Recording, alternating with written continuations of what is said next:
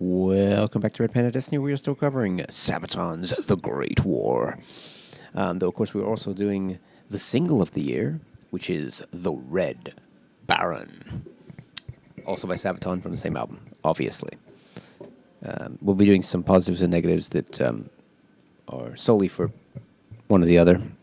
So this will be probably a longer episode than usual, but did some balancing on the singles from this album. And since Seven Pillars of Wisdom is not a single, for some reason, that is out of the running. I think it was really just Great War versus Red Baron, though Fields of Verdun was also a single, but I'm not a big fan of Fields of Verdun, so that wasn't getting one. And there was a third single, which I forgetting. And I did also look into Rammstein's Deutschland single, which is pretty good, but just the sheer amount of stuff they did for the Red Baron kind of pushed it over the top. So let's get into it. Of course, first positive we have to give is to the cover. I mean, look at that.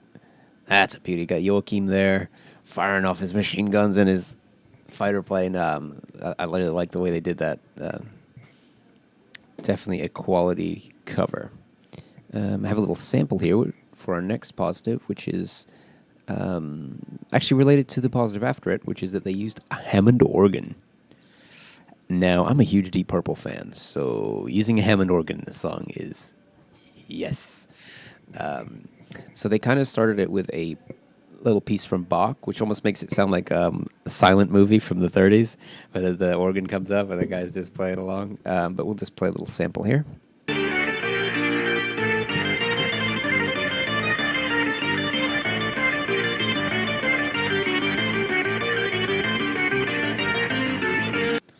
And then the organ continues into the song, as we'll see in the next clip. It really is very reminiscent of Deep Purple and Uriah Heep and of all those.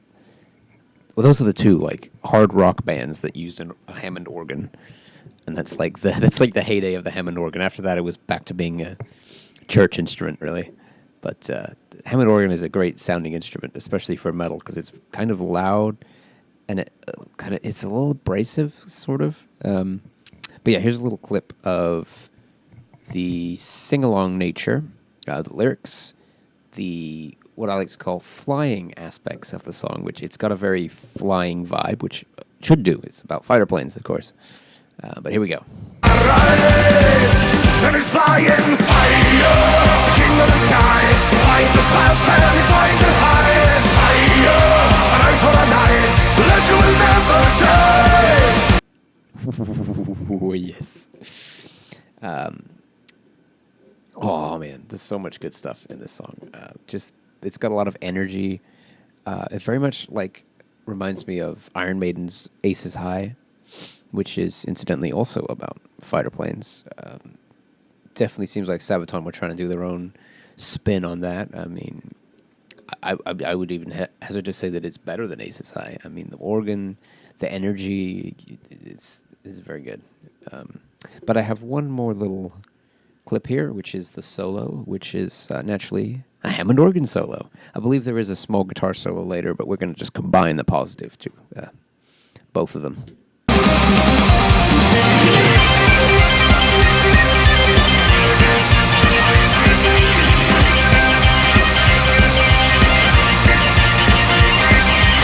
Ooh, I like organs. It's fun. Then I do have to give a negative. This is only for the single, of course. Sabaton have not been doing B-sides on their singles for this album, which is kind of disappointing. Couldn't they just put, the soundtrack version and the history version and then have a 3-track single? Is that so difficult? No? Okay. But, of course, that does not affect the album. That is not relevant.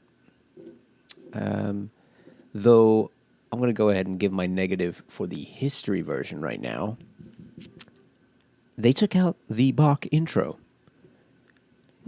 But that's like one of the most awesome parts of the song. Why would you remove it? They just basically tore it out and replaced it with the normal commentary thing. It's like, why can't we have the commentary, the Bach intro, and then the song? I don't know. I mean, I guess they thought maybe it was a good idea, but it just seems kind of like I really like that part. I like to hear it every time I listen to the song. What, of course, makes it worse is if you're a Pandora user, like I am at work. That's the only version Pandora bought. So you cannot listen to that Bach intro on Pandora.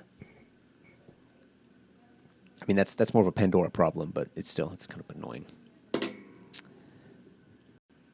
So, the soundtrack edition. 3 nice little positives here. They're definitely on form with this one. We've got the epic nature of the song, as usual for these. We've also got some nice fruits.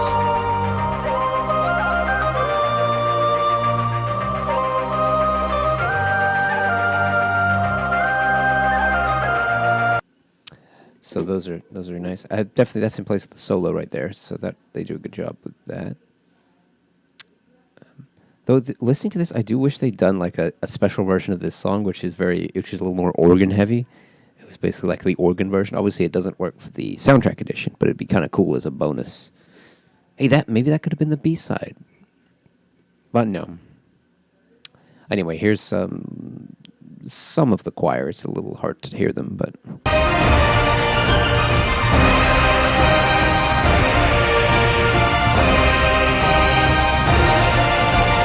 Pretty sure there's a choir somewhere down there. They're doing something to make it sound epic, so whatever it is, they get a positive for it. If it's a choir, if it's just lots of orchestration, I don't know. But we'll give them a positive for that. The lyric video. So the first lyric video is just a bunch of shots of a World War I era aircraft in a field.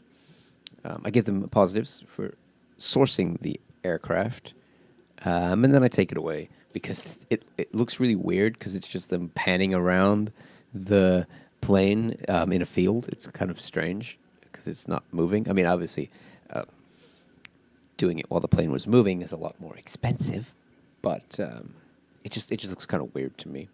And then another positive because the lyrics they put in the song, they sort of did them in the telegram style, which I thought was pretty cool. So a net 1 positive for that.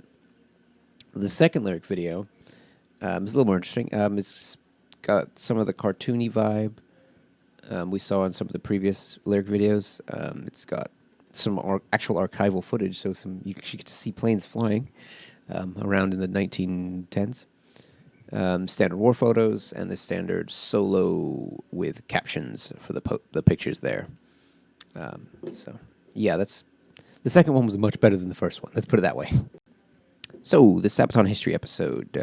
Cool bit here. They were actually on location in France, I believe at a war memorial somewhere, probably near Verdun. So that was a cool little thing there. I think they did that for some of the early episodes of Sabaton history, and then they sort of fell into using their set. I mean, they have a nice set, so it's fair. And there was one little tidbit of info that I found interesting about the Red Baron. He was actually buried with honors by the Allies. You'll note he was German, so the other side buried him with honors and gave him a full military funeral. I thought that was pretty cool. There was definitely a lot of respect for the fighter pilots of the day in World War One.